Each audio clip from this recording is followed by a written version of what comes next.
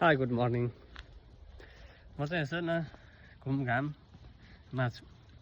नजिकै एउटा पार्क छ, त्यहाँ जाँदैछु। नेपालमा चाहिँ मैले देखेको र अहिलेसम्म भोगेको र आफूले गरेको अनुसार ठ्याक्कै चिनेको व्यक्ति बाहेक अरूलाई चाहिँ मैले नमस्ते गर्ने, हाई हेलो भन्ने चाहिँ गरेको छैन। सायदै तपाईँहरूले पनि गर्नुभएको छैन।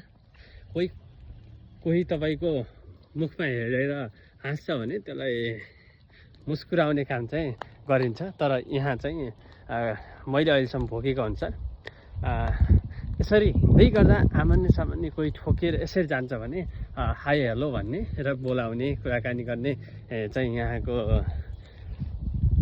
यो संस्कार चाहिँ मलाई एकदम राम्रो लाग्यो। यो गजब हो नि।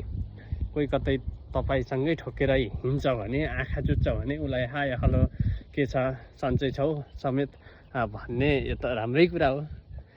तर यहाँको यो कुरा चाहिँ राम्रो लाग्यो होइन।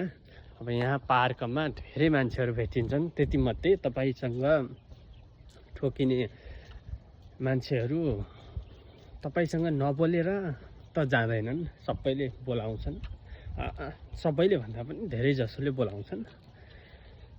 यो चाहिँ एकदम राम्रो कुरा। रोड सुनसान छ यति बेला टक्कै। म चाहिँ अलिकति भित्रको गाउँमा छु। यहाँ चाहिँ टक्कै घर यसरी होइन, तपाईँको पार्क चाहिँ यहाँ छ अगाडि।